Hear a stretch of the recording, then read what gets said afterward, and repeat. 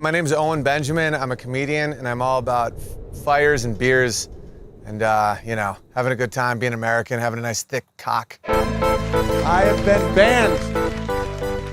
Twitter was like, ISIS, pedophiles, great, retweets, yes. Hilarious comedian, get the fuck out of here.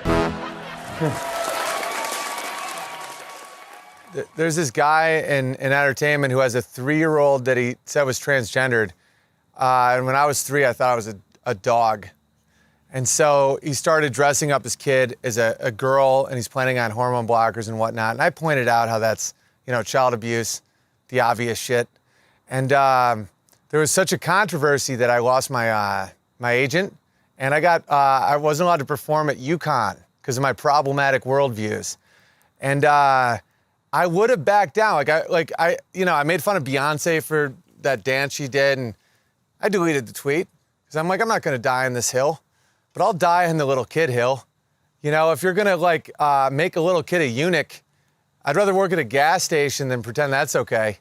So there was a controversy around that, and you really get to find out who your friends are and who actually believes in individual freedom versus an outrage Ponzi scheme, virtue signaling bullshit. And fuck those guys.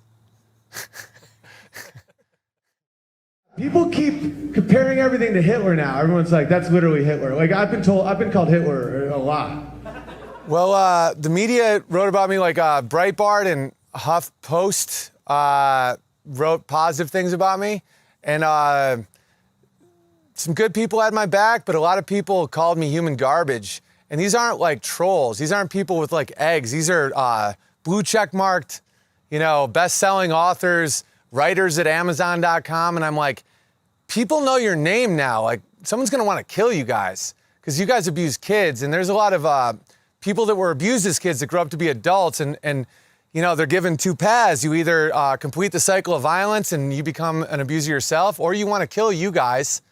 And it's like, oh, well, this kid identifies. How dare you go against a trans kid? It's like, no one's buying that shit, man.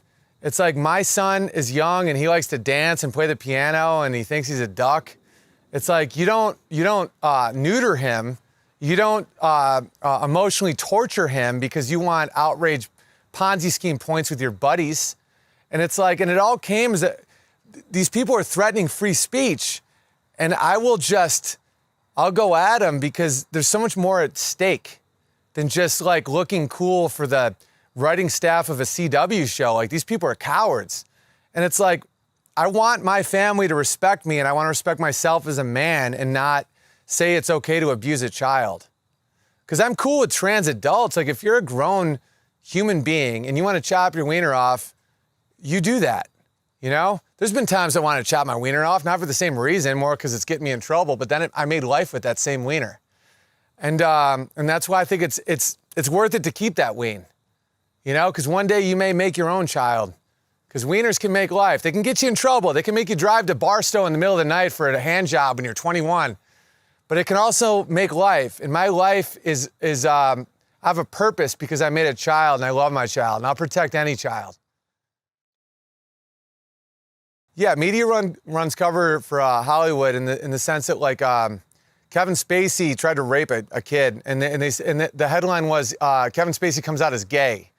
And it's like, yeah, I think there's a different aspect of that. That's like, if we dropped a bomb on Denmark and it's like, oh, this plane full of guys had a sandwich. It's like, no, the story's the bomb. Like, he tried to fuck a 14-year-old. He's a grown man. And it's like, there's different types of predators and there's different types of weirdos. And the type I can't stand are the ones that use their power to exploit the weak. Like this week, Andy Dick came out with a scandal, and I feel bad for him because he's not the same wolf in the hen house. He's like clearly a vulnerable dick grabber. And so for me, I'm like, Andy's a dick grabber. It's like, it sucks in a way, but you just knock him down and he's all right. Versus like the Weinsteins and the Kevin Spaceys and the whole DNC crew in a lot of ways, where they're like, we're going to tell you how to live. We're going to tell you you're the bad guy. We're going to talk about global warming and then fly around in a private jet. Those are the people that I think are bad. Versus like Andy Dick's he's just drunk on ween. You know, he's like, I'm gonna grab your ween. It's like, fuck you, Andy Dick. He's like, oh, that's all good. That's why I don't want people like him to be lumped in with like the Weinstein where it's like, oh, you want a job? Weak girl? I'm gonna whack off on this plant. Like, I wanna fucking strangle that guy to death. Have I noticed that work in the industry? Yeah, I mean, there is definitely a culture of, I think a lot of times these like fat, gross guys like Weinstein will like wanna get laid and they think that they're gonna, if they make $1 billion and they own a studio, women are gonna want them, and women still don't want them. And so then they end up hating women and then they just start acting insane versus like just being a good guy. You know, like a Weinstein type character could be at a dinner and he's spending $1,000 on a girl and she's just eyeing the busboy who has better skin. You know, because women aren't as material driven as men think they are. They're more driven by men with certain qualities like ambition or like hardworking or kind. You know, like true alpha men that are good. And then you have these like slovenly slob Jabba the Hutt guys that are like, I can put you in Romeo and Juliet. And they're like, but you're so fucking gross, I can't see your cock. And they're like, watch me whack off on a plant. And those guys have to be just taken out because those aren't good men.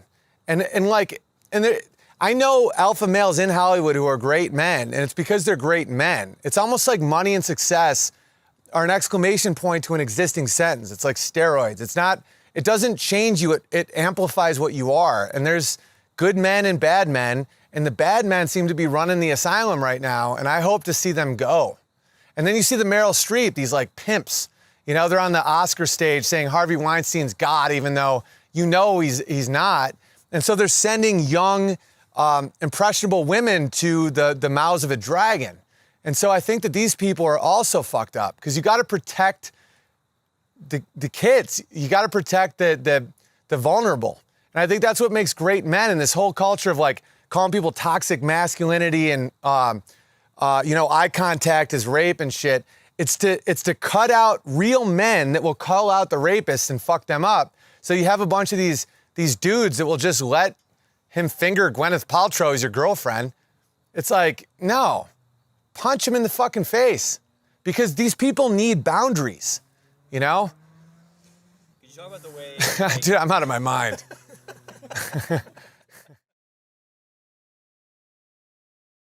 So I tweeted that photo of all the late night comedy hosts and how they all agreed on the same party, the same candidate, all the same policies. And I said, ladies and gentlemen, comedy. And it got, like 30,000 retweets or something, which shows a lot of people agree with that. So why are right-wing people in all elements, libertarian, conservative, anarchist, whatever just isn't leftist, why are they not represented in late night? And it's because they're pushing an agenda of I have conspiracy theories of increasing the size of government, but I think it's an outrage Ponzi scheme where it's almost like Bernie Madoff, where unless you get new investors, it falls apart. And a lot of these people, they need a new victim group, and they're reaching to the point of 3-year-old trans kids because they've accomplished. Women can vote. Rape is illegal, Gay people can marry. Gay people aren't getting hung by a tree. Black people can go to, so what do you got now? Now you got trans, okay? I know some trans people, very few people do. It's not a big percentage of the population, and doesn't matter what you do, you're not gonna change your biology on a cellular level. And then you have rights for those people, so now you gotta go to kids. And at that point, I think you bring out the wolves, and you see true predators trying to prey on children, and that's when I start tweeting, and I will burn my own career to see you fucking burn. Listen, I made fun of Trump a lot until maybe a month after he got elected because there was no room to make fun of him because everyone was going so far overboard that it wasn't even fun. It's like a lot of these comics aren't even doing jokes. They're trying to get applause. And comedians shouldn't go for applause. We're not cult leaders. We go for jokes. And when you see these comedians just rant about a guy that he can be annoying, but he's not doing anything crazy. I started defending Trump because I'm like, this isn't, if you think Trump's Adolf Hitler, you're playing Dungeons and Dragons. Like, this isn't reality. Like I wanted to mock him about how he tweets. He tweets like a stripper on coke, you know? But like, I'm not going to get on board that like the other side is such a bigger existential threat, you know, cultural Marxism, that I'm not going to get on board these people that just want to make Trump into everyone's enemy and not address any actual issues. Our stock market's up. Deportation is ironically down. He's the first pro-gay president in history. It's like, he's not rounding anybody up. It's like, what exactly is this nightmare that's coming to fruition that isn't really happening? And that's what made me really turn on the left. Because I've always been like, maybe more like a classical liberal, like more like, not groupthink, autonomy based on the individual, which is kind of conservative, kind of libertarian, just anti-authoritarian. You know, that's always been my view. And now I see the left as like a legitimate threat because they're like, you're defined by your skin, your sexuality. You know, it's that groupthink Gulag Archipelago shit that I think people should be very terrified of. And I think Trump is not ideal, but I'll take his orange ass over, you know, a lot of these other complete fucking Marxists. You know, and I'll make another point. It's like Trump was inevitable. It's in the world of the constant shaming, only the shameless will rise. So it's almost like a math equation where like, if you're gonna shame someone, you know, you call someone racist based on what football team they like, or like you call someone sexist if they don't want to hang out with their wife at a bar, you're gonna only allow the people to rise that are immune to shame. And that's a Trump. And he's like the reaction to what happens when you over tighten the screws on society and you demonize white males for no reason. You know, I haven't owned a slave in years. So it's like, I gave up my slaves Obama's second term, so I don't feel like I should have to pay any price. You know, I tie my own shoes now. Not well. You know, I miss DeAndre and Jamarcus, but I have to move on with my life. Yeah, I mean, humor just is. And I think that like authoritarians are terrified of humor because you can't fake it. Where people laugh based on what it's all instinct. You can't fake it. That's why when you watch a Colbert or some of these guys rant about Trump, there isn't laughter, it's clapping, because that's bullshit. When you make someone laugh, it comes from a real place. And when the power pendulum swings too hard right, I mock the left. Too hard left, I mock the right. And that's what makes people authentically laugh, because you have to attack unearned power. And right now, the left hates comedy, and that's why they're like, every Netflix special, it's just like, I'm a lesbian from Sri Lanka who's left-handed, and I don't have any jokes. And you're like, well, I know why that is, because you don't want to risk it. And I'm not even like, I didn't get into this as a shock comic or someone trying to provoke. Like, just the fact I wouldn't mock Trump supporters, and I was doing more like family-friendly comedy about how much I love my dog. Like, it was seen as like not hip. And I'm like, that's weird, because I'll tour the country and crush, and I'll see some of the people you're giving hour specials to fucking tank. But just because they accompany what you believe to be an underserved market based on gender and race, which is what Martin Luther King Jr. fought against, you guys can go fuck yourself, and I'll get on Vimeo. The career's been going oddly good since I made this move, because I think there's a lot of people that feel underrepresented that are excited about what I'm saying, and they support me. I just released our special that they have been buying, and I just am breaking away from the mothership. And I was terrified at first, but I couldn't let them dress up the little kids and not let them go through puberty. And my wife supports me like more than she ever did before, you know, because she sees me as more brave, you know. She saw that I would risk my career, which a lot of people could misconstrue as ego. You know, my dad's a public speech professor. My mom teaches children's literature. So it's basically boil down stories and speak publicly. Like, I'm made to be a comedian. It isn't as motivated by ego for me personally, but like, women respect when you take a little spotlight off yourself for an ideal. And my wife looks at me in a way that's like more proud than before when I would get a development deal, just because I would make it seem like Caitlyn Jenner is like super brave. Fake news. Well, I think there's been such an increase in information for the public that institutions like CNN don't have the same racket that they used to. I think it was a lot easier to trick people before we had podcasts and YouTube live streams and Periscopes and Twitter and all this stuff. And there's a lot of bullshit too. I'm not saying that, you know, the things you acquire on alternative sources are accurate, but a lot of them are. And humans, I think a big weakness of the elite left, the elite rich left, is they think plumbers and truck drivers and janitors and entrepreneurs are stupid, and they're not at all. They're almost like they can see through a lot of the bullshit, and they can see how, like, they'll read a primary document and see how CNN spins it, and they go, oh, I don't trust you guys anymore. Like, you guys just tried and make a story that we all know the story, and you just try to spin it. Like Kevin Spacey comes out as gay. No, you tried to fuck a 14-year-old. We know that, so now we don't trust you. But it's happening with the Muslim shit too. It's like, admit it's Muslim extremism. That way we don't get pissed at our chiropractor. Like, admit what it is, you know? Because I think this like a bigger uncomfort about Muslims comes from the inability to identify the true snake, the Muslim fundamentalists, the people that can't draw Muhammad without chopping someone's head off. Like, admit that's what it is, and then we can all move forward as a group.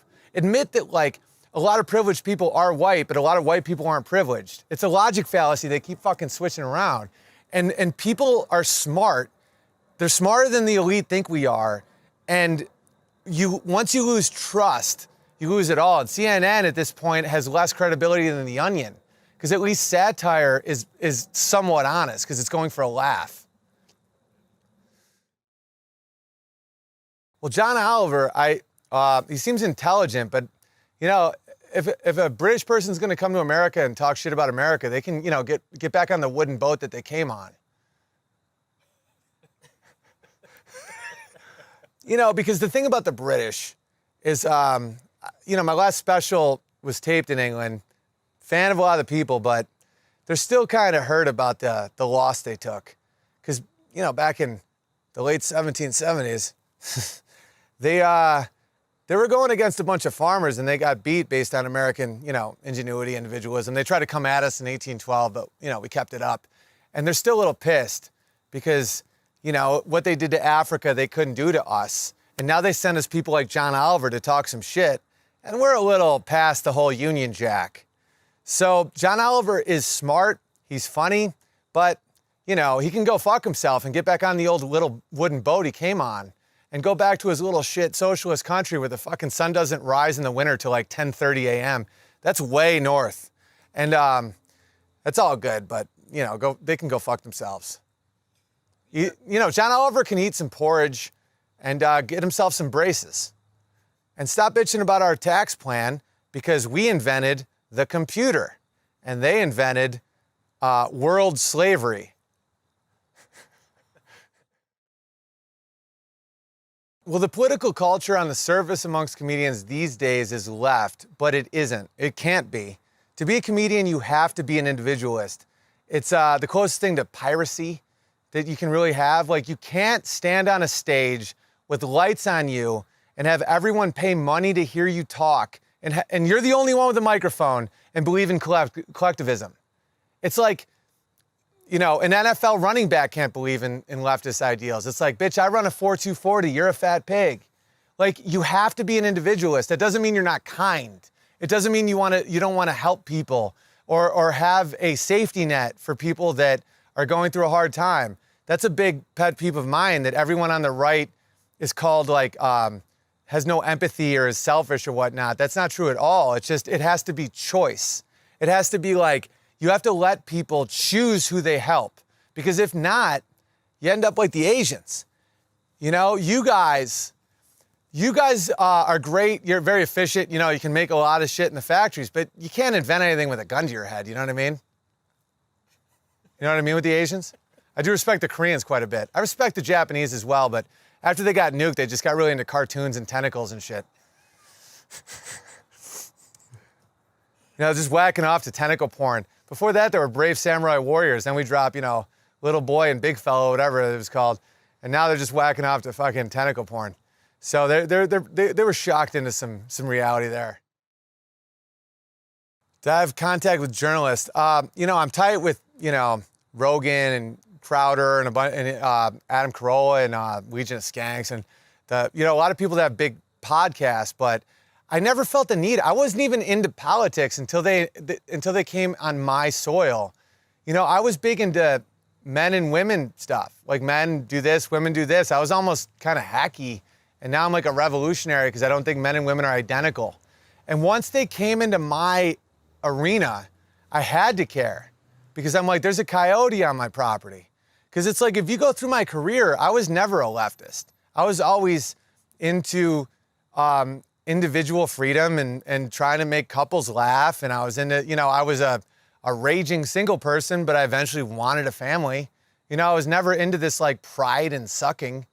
And so when you see my path as a entertainer, there is no, people say like, oh, when were you red-pilled? I'm like, I wasn't. I just saw the Overton window slide off a cliff. Where I'm like, now that the left is trying to say men and women are identical, but you can be a woman trapped in a man, then you gotta cut your own dick off at 7. I'm like, those are crazy people. So no comedy is in truth, and you can't possibly go with this shit. You can't possibly say a 6-year-old is trans and then go on stage as a truth teller in order to get people to laugh out loud because you hit their psyche. That's an impossibility. Underneath every leftist comedian is at the least a libertarian, because you have to be individual driven in order to be this job. And that's why I see a lot of cowards, and they'll just eat themselves. And you're seeing it. You're seeing that shit. And the fact I was willing to give up what I had in my career only helped my career. It's so crazy when you see the real alphas come out and be like, man, I support what you're doing. And I'm like, dude, when I was on a sitcom for 3 years, you never gave a shit.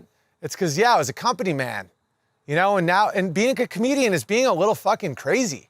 Like, it's not clocking in and out to the DNC agenda. It's about being like, fuck you guys. There's an element of danger in comedy. And I think when comedians lose that line, you're doing society a major disservice. Because now, instead of us saying the crazy shit and everything staying in an idea that we can all debate, it becomes clenched up, and before you know it, it becomes violence. Can you imagine Daniel Tosh doing his shit, or, Richard Pryor? Richard Pryor would be called alt-right. It's like, it's gotten to the point where, like, George Carlin would have lost his agent. It's like, what was this thing? The 10 words you can't say on TV? Now there's the 300 words that'll trigger the little Asian girl in Yale. It's like, no, you guys can go fuck yourself. I could have been a lawyer. Like, I did this because I like it. So you're not going to take my fucking art from me, because I'd rather burn it, and I think a lot of people are seeing that. And, like you see the Amy Schumers of the world being like, you should have just voted for Hillary. She'll take care of you. And it's like, people will vote against their financial interest because of culture.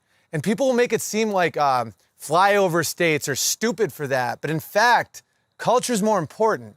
Like, I would give up money to not be a pathetic cunt.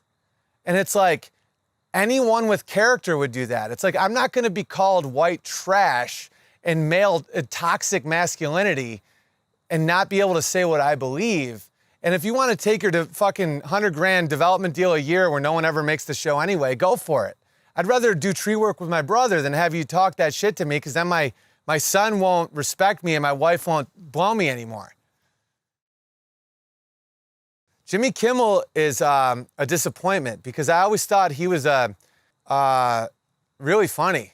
And he was like one of those guys that, I'm friends with liberals that make me laugh my ass off. And he would be, when he hosted the Oscars, some of my right-wing friends got annoyed by him. And I thought it was great, because I'm like, he's doing punchlines. The thing I don't like is when they don't do punchlines, when they're like, I'm not even kidding, Donald Trump is Adolf Hitler. Let's cue the music.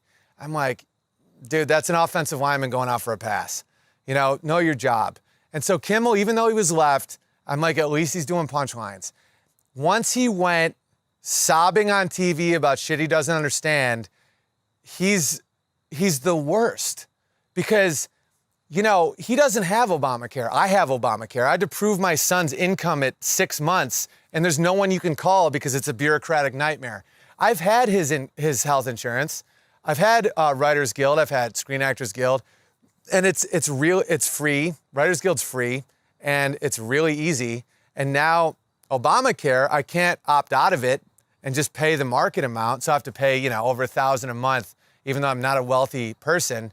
And my, you know, I hit my foot with an axe, and I had to put a maxi pad on it because I don't want to pay the $500 copay, you know? And companies want to make their own health insurance, and they hate Obamacare. And all these like working class people hate Obamacare. And then you got Jimmy Kimmel up there crying and talking shit. And I respected the first time he cried because I think that he felt his son was in danger, and I honestly felt it was real. And even though I disagree with his policy, I was like, man, I get that. That's pure emotion. That's a father's love. And then I think he saw the reaction from it and the power from it and the reinforcement from it and the likes from it. And then he started getting that crocodile tear shit going with guns and, you know, the Jimmy healthcare approval. And it's like, no, bitch, you have chicks jump on trampolines, you try and get them to touch your cock, you fucking slob, you know? And don't you tell me to give up guns. Like, the left is telling us that Donald Trump is Hitler and the cops are KKK. So the best thing to do is give up your arms to these people. They're illogical nightmares, and everyone's done with it. Like, outside of this bubble, people are fucking done. You know, teachers, plumbers, the world's run by plumbers and truckers. And these people don't realize that their big plume, their big bird of paradise plume comes because they don't have any predators, because strong people protect them. And as soon as they lose their right to have their songbird shit and they start acting bigger than they are, we'll let the wolves fucking rip that plume right off their fucking heads. No joke. And it's like, I hang out with lumberjacks and vets and heroin addicts, and they want to talk about fucking taking a knee because cops shot 9 guys. I've lost 3 guys this year to heroin. And these people know that shit. And sometimes I think Trump was a bit of a repercussion to their bullshit. And, you know, he's not ideal in my opinion, but he was necessary for what they set up. You know, where it's like, if you set up a world where like masculinity is seen as bullshit, you're going to get a caricature of masculinity. You're going to set up a world where like words are violence. You're going to get a guy that doesn't give a flying fuck about his words.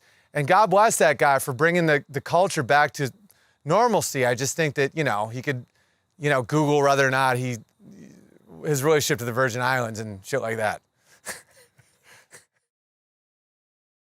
Oh, dude, I'll tell you a story right now. Like Trevor Noah, I defended the guy. I liked Trevor Noah. When he was, his first special, I really liked. He was a really provocative, funny, handsome, nice guy. You know, like he was at a show of mine once, and afterwards people were wanting pictures with me, and he was humble enough to be the one who took the picture. And he had just gotten the Daily Show, and I'm like, what a good guy. And then I saw everything turn. And like when everyone was shaming that guy for his tweets, I had his back. I was actively tweeting like, America, you have no right to shame this guy for his tweets. Like this is a guy who was born illegally. You know, to be black and white in South Africa when he was born is illegal. And I'm like, you do not come at this guy. And then to see within a year, he's talking about, you know, comedians self-censoring and being on the right side of history and all this shit. I'm like, fuck you, man. You know, like you just got bought. You just got bought. And it's like, there's no amount of money for me to push an agenda like that, because I went from really respecting the guy to see him slam the door that got him in. And that, Sarah Silverman did the same thing. Someone that I used to go from the Improv bar into the showroom to watch specifically because I thought she was so funny, because she would do a song and be playing. She'd be like, oh, I was raped to that song. You know, hilarious, dry, funny shit. And then once she gets those stacks, then she closes the door for the next generation of irreverent comedians. And I don't know why these people do that. I don't know why anyone would piss on their own family, where it's like, what got you here? That's why the legends like Joe Rogan and people like that, where it's like, they don't forget where they came from. And Joe, in my hour of darkness, when my agent drops me, you know, I'm just getting called human garbage every 0.8 of a second. he sees what comedians are, and that we're slightly tragic. We're very intelligent, tragic people. And it's like, if you're good-hearted and you're not trying to be cruel, you gotta let them back in the tribe. And these people are getting so pompous and arrogant that once you lose the will of the people, ask, you know, what's that let 'em eat cake chick? Remember? French Revolution? Yeah, Marie Antoinette. Ask Marie Antoinette how that went. When you keep saying let 'em eat cake. When you lose the will of the people, there's no document that won't keep you from having your head taken off your body. And there's people in this country that will absolutely kill you. They're not. That's another irony, is people keep mocking Christianity, you know, Bible thumpers and these fucking. It's like, without Christianity, you guys are dead, man. This whole forgiveness, good guy, like good person thing. Thank God that Christianity exists, or a lot of these people will just, they go right into Hollywood or Silicon Valley and it's just a bloodbath. Thank God they believe in something above them that humbles them, that has them be a better person, or else you guys are all, you know, I have buddies that have killed people at 2 kilometers. And if they didn't have a sense of right and wrong, people are just gonna die. And I don't think people see that there is a tipping point when the silent majority of America just starts being like, you guys have to walk away or you're out. Like, you're out. Because the trucks, that all your shit you buy is being trucked by men you disrespect, and plumbers you disrespect, and farmers you disrespect. And you can't stuff your fat fucking mouth at Whole Foods without these people that truck it in and grow it, you know? And this disrespect, you know, the universities in this country, and my parents are professors, they're not the fucked up kind, but they're professors, and that ability of learning those things and being in this protected space where you can have your own ideas comes because strong people keep you safe. And when you disrespect those people, they will let you get eaten by fucking wolves. So like, these are, I'm not worried about myself. I'm worried about some of these people that don't see what is really out there. You know, I've done comedy in the Middle East. I've seen animals that can really, that they don't care about your safe space. They'll fucking rip your face off your body. And that's right there. That's right there. And just be thankful for what we have. Respect people above you, below you in the economic sphere, because you don't know where they are spiritually or emotionally. And, you know, let's just all be American and get through this together. What is truth? I think there is truth. I just don't think any of us can possibly comprehend it. It's like the parable of the 5 blind men touching the elephant, where it's like one's touching the tail, one's touching the leg, one's touching the, you know, the trunk, and they're describing it. You know, it's like an elephant is ivory, an elephant is a sinewy tail, and they start disagreeing and they stab themselves to death. But they were all right. I'm not a postmodernist. I don't think truth is in your emotions or the eye of the beholder. I think there is truth, but I don't think any one of us can possibly see it from our perspective without the help of others. And so I think truth is there, but we all have to just try as hard as we can to represent our truth, so together we can see what truth actually is. What else would I want to add for the doc? You can get my new hour special at hugepianist.com. Support the Big Bear. You know what I'm saying? Let the Big Bear keep howling. Any more for the doc? No, I'm just glad you guys are making the doc. Free speech is the First Amendment for a reason. So, you know, it's a little bit more important than, you know, quartering soldiers and whatnot. So let's keep it free.